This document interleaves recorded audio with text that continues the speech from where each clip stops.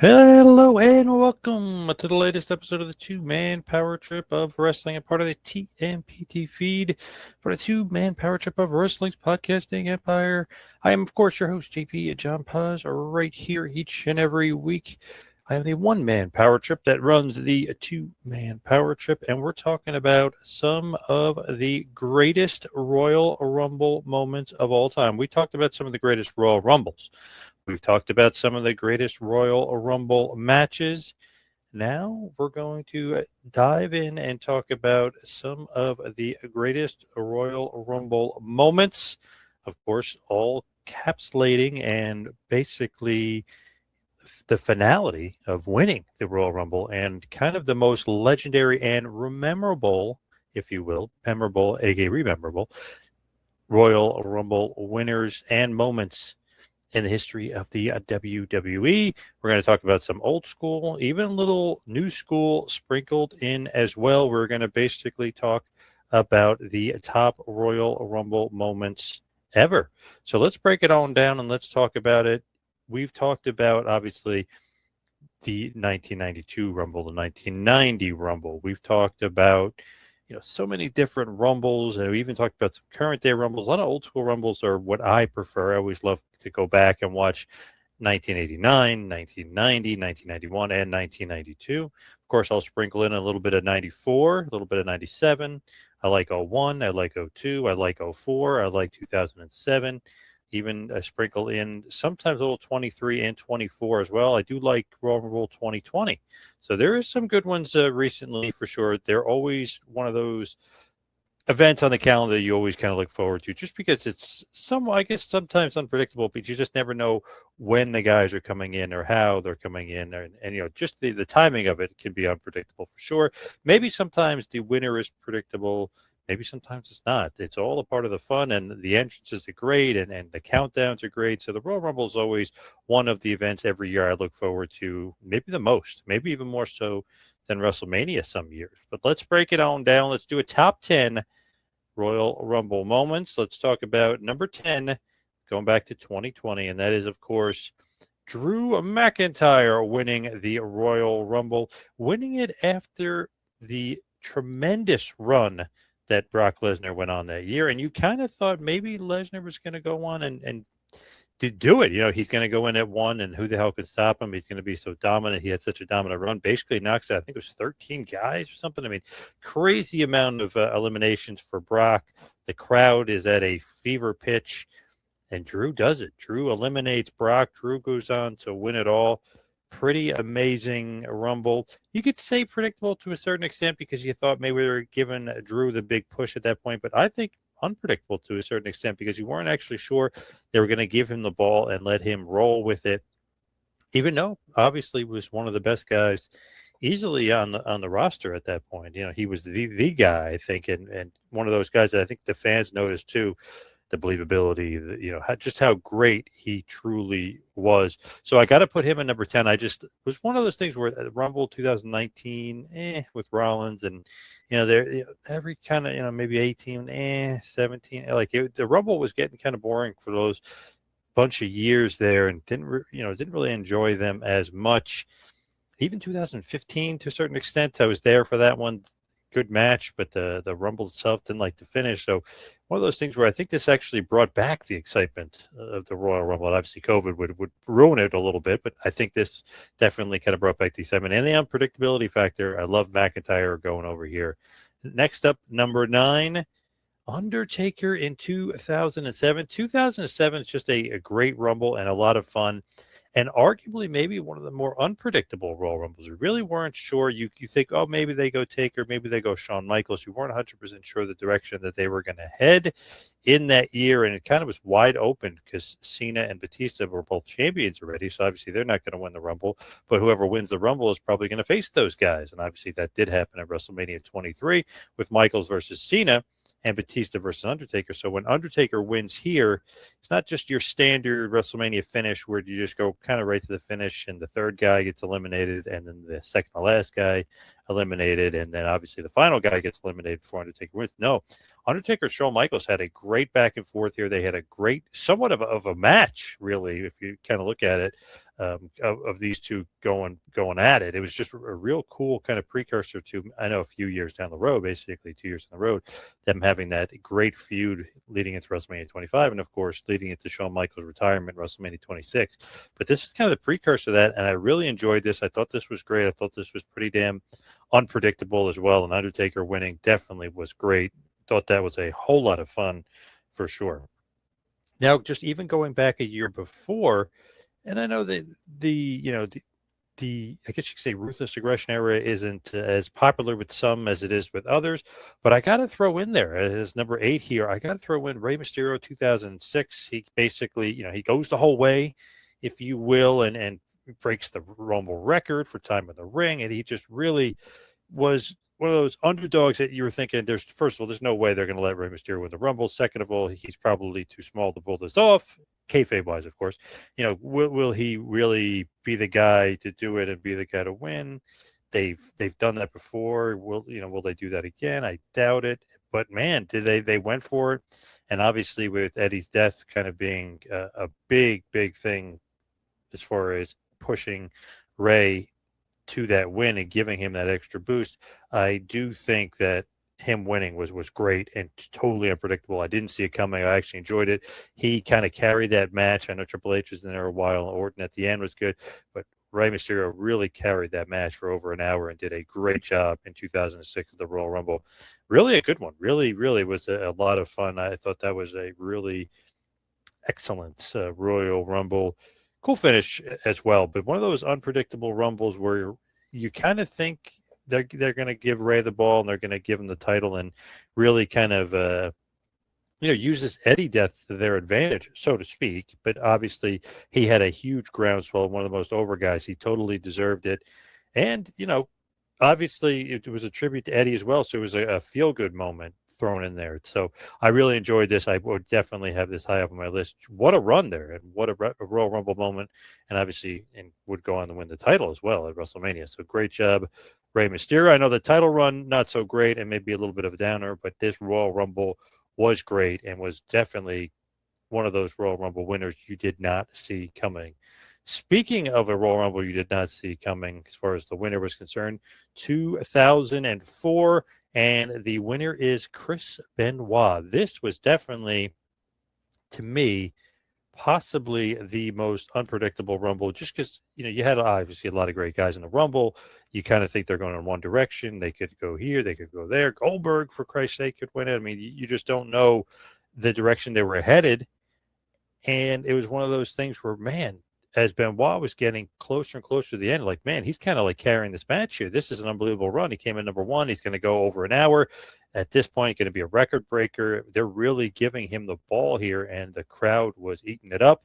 Even the elimination with the Big Show, it was a great elimination, something cool, something different, something that's been copied, by the way, quite a bunch. But I thought that was an excellent elimination. Really just an awesome win for Benoit. Obviously, we know now that it's kind of been wiped from history and people don't really talk about it, and WWE doesn't remember it anymore.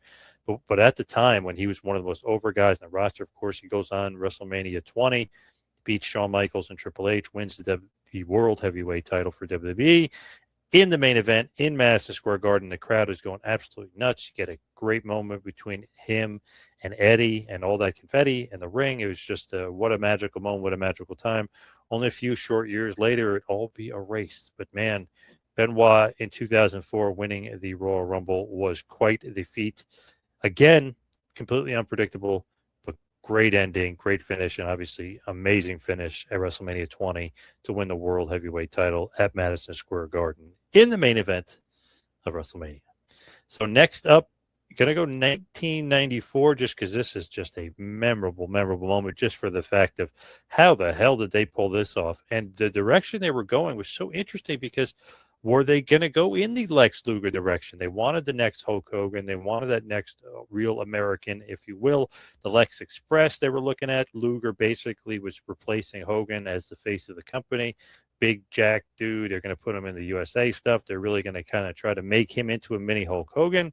Easier said than done. Bret Hart, of course, was just kind of the guy the audience really wanted. He was probably the most over guy, definitely the most over babyface. He was just the best wrestler on the roster, very believable. Everybody was into him. You thought it maybe was his time or his turn, if you will. So you were really torn as a fan. You had no idea what direction they were going in for WrestleMania, because WrestleMania 9, you thought Bret would win to go in that direction. Yoko beats Bret. Hogan beats Yoko. Then at King of the Ring, Yoko beats Hogan. And then you never get Hogan Bret. So then it's like, wait, is Bret the guy? Is Bret not the guy? Luger never beat Yokozuna. I mean, SummerSlam, he does beat him by count, doesn't beat him for the title. He ends up beating Ludwig Borga basically to finish off Survivor Series and win it there. Bret is kind of feuding with Lawler and a little bit of Michaels, and he's got all this stuff, and Razor Ramon at one point, and it kind of teasing this thing with Owen.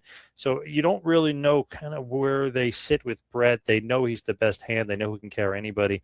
What direction they go to. They go into a photo finish, just amazing. I don't know how the hell they pulled it off. I would love to know who actually really did land first, but Luger and Bret both are your co-winners of the Royal Rumble. I don't think you'd ever be able to really pull it off again. Although Batista and John Cena tried in 2005 with a huge screw up, and obviously here with Luger and Bret was not a screw up. You just didn't know what direction they were going to go in. And obviously they both get a chance to main event WrestleMania, with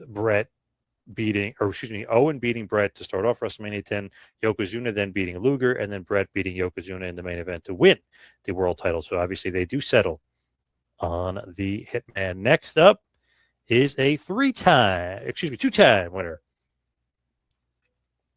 Don't want to get a little ahead of myself there. Two-time winner, and that is, of course, Shawn Michaels, who won it back-to-back in 1995 and 1996.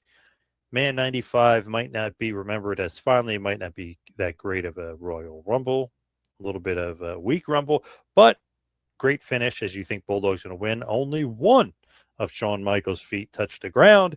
He comes back in, he eliminates Bulldog, and he is headed to WrestleMania 11 to face Diesel for the WWF World Heavyweight title.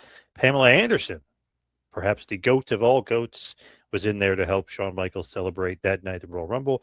Then 1996, Shawn Michaels wins it again, back-to-back and belly-to-belly. A great performance from HB Shizzle, who then, of course, would go on to WrestleMania 12. After failing WrestleMania 11, go on to WrestleMania 12 and defeat Bret the Hitman Hart in the Iron Man match to win the WWF World Heavyweight title. And, of course, kind of start cementing his legacy as an all-time great, albeit maybe not a successful title run as far as some drawing power was concerned. But nonetheless, will always go down in history as an all-time great in-ring performer, and will always go down as the second ever two-time Royal Rumble winner. Speaking of two-time Royal Rumble winners, let's talk about somebody who else went back-to-back and belly-to-belly. That is, of course, the American Nightmare, Cody Rhodes, 2023, who actually ends up throwing Gunther around, beating Gunther, who actually had the longest time of all time, over an hour and 10 minutes, long-ass match there.